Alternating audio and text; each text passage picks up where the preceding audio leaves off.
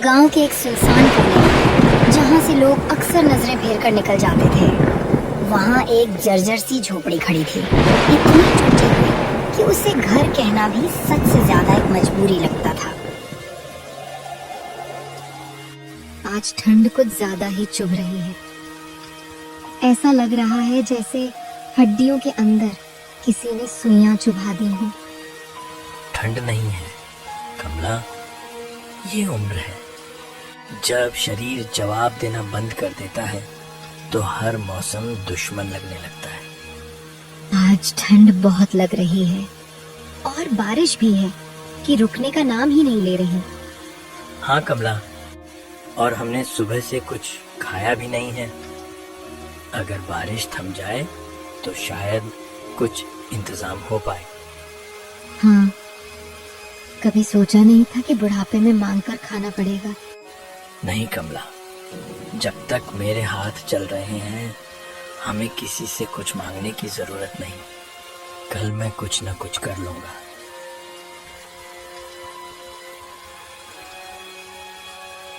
बारिश की आवाज के बीच दोनों बिना कुछ खाए चुपचाप लेट जाते हैं। भूख पेट में थी और ठंड हड्डियों में, लेकिन नींद मजबूरी बनकर आंखों पर उतर आई।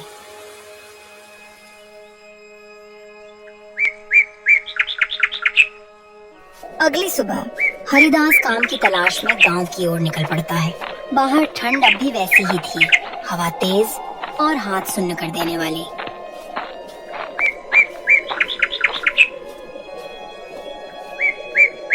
हरिदास गांव के स्टेशन पर पहुंचता है। चारों ओर ठंडी हवा चल रही होती है। तभी उसकी नजर स्टेशन के एक कोने पर जाती है। वहां एक नौजवान लड़का छोटी सी केतली के साथ चाय बेच रहा होता है। गांव में कोई भी मुझे काम देने को तैयार नहीं है। लगता है अब मुझे भी गांव के किसी कोने में एक छोटी सी चाय की टपरी खोल लेनी चाहिए। इतना कहकर हरिदास चुपचाप घर की ओर बढ़ जाता है।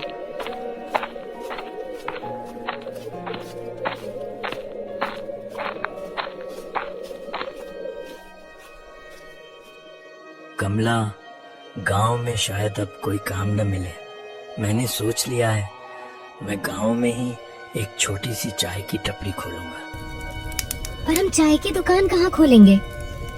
कहीं कोई खाली जगह दिख जाएगी, उसी कोने में अपनी टपरी लगा लेंगे। ठीक है, अपना ख्याल रखना। बाहर ठंड भी बहुत है।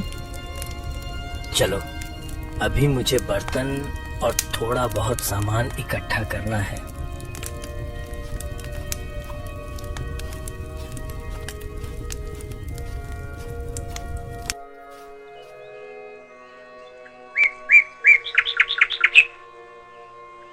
अगले दिन हरिदास थोड़ा बहुत सामान जुटाकर चाय की एक छोटी सी दुकान खोल देता है। एक पुरानी केतली, चाय कप, बस यही उसकी पूरी पूंजी थी।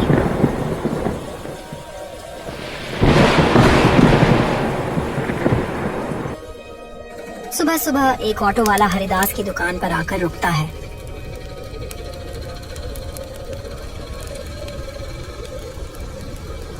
काका, एक चाय देना। बारिश के बाद ठंड बहुत बढ़ गई है तो कुछ गर्म पीने का मन हो रहा था। हाँ बेटा, अभी लो एकदम गरम गरम चाय।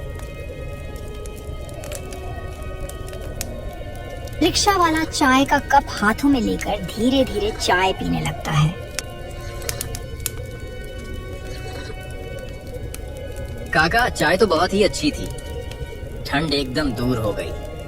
अब मैं चलता हूँ और सबको बताऊंगा कि आपकी चाय सच में कमाल है। धन्यवाद बेटा, फिर से चाय पीने आना।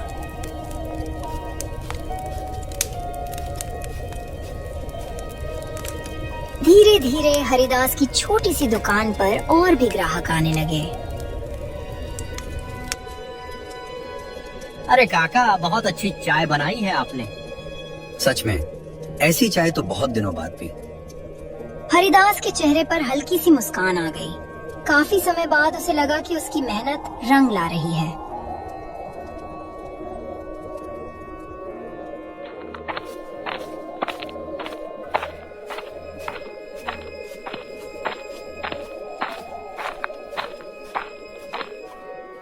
कैसा रहा आज का दिन? ठीक रहा। आज कई लोग आए थे, सबको चाय पसंद आई। सच? इतनी जल्दी? एक रिक्शा वाले ने तो कहा कि वह सबको बताएगा हमारी चाय के बारे में। तो फिर हमारी मेहनत बेकार नहीं गई। नहीं कमला, आज पहली बार लगा कि हम फिर से कुछ बना सकते हैं। भगवान करे ये दुकान चल जाए, ठंड में लोगों को गर्म चाय मिले और हमें 2 वक्त की रोटी। दोनों अपनी छोटी सी दुकान की बातें करते रहे।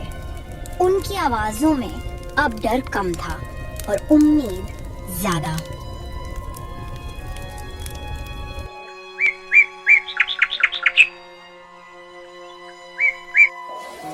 अगले दिन सुबह अचानक बहुत तेज बारिश शुरू हो गई। तेज बारिश और आंधी के बीच हरिदास की छोटी सी दुकान हवा के झोंकों में उड़ गई, जैसे किसी ने उसकी मेहनत को पल भर में छीन लिया हो। बारिश के बाद जब हरिदास दुकान पर पहुंचा तो टूटी हुई टपरी देखकर उसका दिल बैठ गया। तभी उसी टूटे हुए सन्नाटे के बीच वही ऑटो वाला आ जाता है जो कल उसकी चाय की तारीफ करके गया था। अरे काका, इतने दुखी क्यों हो? क्या हुआ है? बेटा क्या बताऊं, तेज हवा और बारिश के कारण मेरी दुकान टूट गई और साथ ही मेरी रोजी रोटी भी मुझसे छिन गई। अरे काका, चिंता मत कीजिए, मैं आपकी मदद करूंगा। हम मिलकर ये दुकान फिर से बना लेंगे। अरे बेटा, तुम्हारा बहुत बहुत धन्यवाद। मैं तुम्हें जानता भी नहीं, फिर भी तुम मेरी मदद कर रहे हो।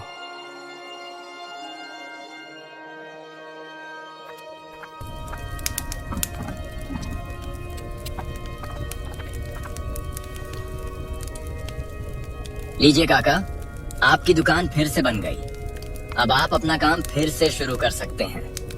धन्यवाद बेटा, तुमने मेरी इतनी मदद की। कोई बात नहीं काका, अब मैं चलता हूँ, फिर आऊंगा आपकी चाय पीने।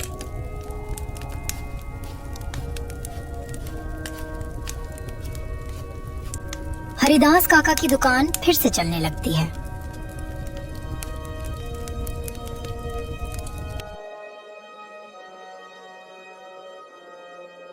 चाय की कमाई से हरिदास अपनी झोपड़ी की मरम्मत करवाता है। टपकती हुई छत पर वह नई तिरपाल लगाता है। कमला, अब छत से पानी नहीं टपकेगा। मैंने ऊपर तिरपाल डाल दी है। हाँ, अब बारिश और ठंड में घर गर्म रहेगा। और देखो, कुछ पैसे भी जमा हो गए हैं। इतने दिनों बाद लग रहा है कि हमारी जिंदगी फिर से पटरी पर आ रही है।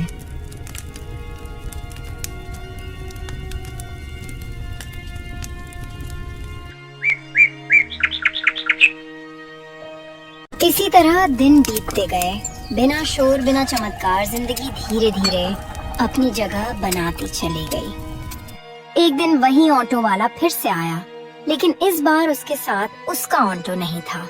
वह पैदल चलता हुआ, थोड़ा झुका हुआ और चेहरे पर चिंता लिए हरिदास की दुकान के सामने आकर रुक गया। क्या हुआ बेटा, आज तुम इतने खोए हुए क्यों लग रहे हो? कुछ नहीं चाचा, मेरा ऑटो रिक्शा, मेरी रोजी रोटी सब मुझसे छिन गया। क्या हुआ बेटा, जरा ठीक से बताओ।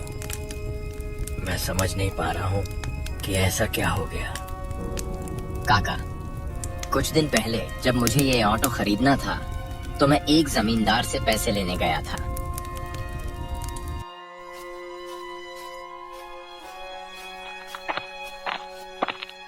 सेठ जी, मुझे कुछ पैसों की जरूरत थी। ऑटो लेने में थोड़े पैसे कम पड़ रहे थे। हाँ भीमा, पैसे तो मैं तुम्हें दे दूंगा। बताओ कितने पैसे चाहिए तुम्हें? सेठ जी, बस 5,000 रुपए चाहिए। मैं अगले महीने आते ही आपको लौटा दूंगा। ठीक है भीमा, पैसे ले जाओ, लेकिन याद रखना अगले महीने सूद समेत लौटाने होंगे। अगर एक भी दिन देर हुई तो तुम्हारा ऑटो मैं अपने पास रख लूंगा। ठीक है सेठ जी, मुझे आपकी शर्त मंजूर है। मैं समय पर सूद समेत पैसे लौटा दूंगा।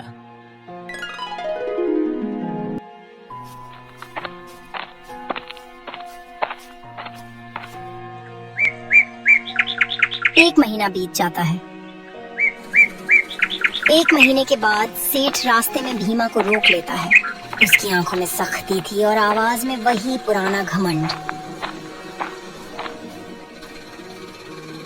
भीमा, मैंने कहा था ना कि 1 महीने बाद मुझे मेरे पैसे वापस कर देना।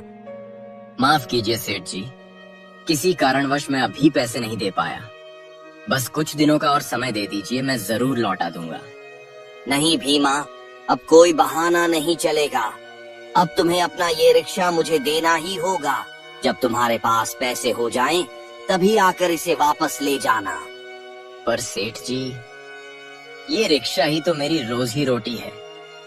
इसी से मेरा घर चलता है। कृपया सेठ जी, थोड़ा और समय दे दीजिए। सेठ उसकी एक भी बात नहीं सुनता। बिना किसी दया के वह भीमा का ऑटो रिक्शा अपने साथ ले जाता है।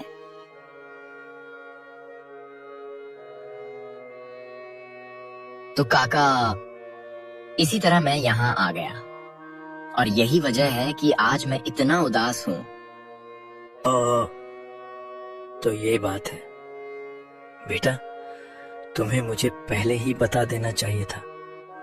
चलो कोई बात नहीं, अब चलो मेरे साथ, हम उस सेठ के पास चलते हैं। ठीक है काका, जैसा आप कहें।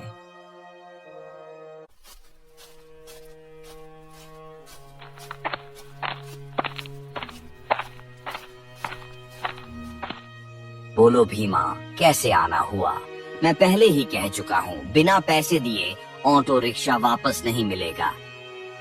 हाँ सेठ जी, आप भीमा को उसका रिक्शा वापस कर दीजिए, पैसे मैं भर दूंगा। पर काका, आप क्यों पैसे दे रहे हैं?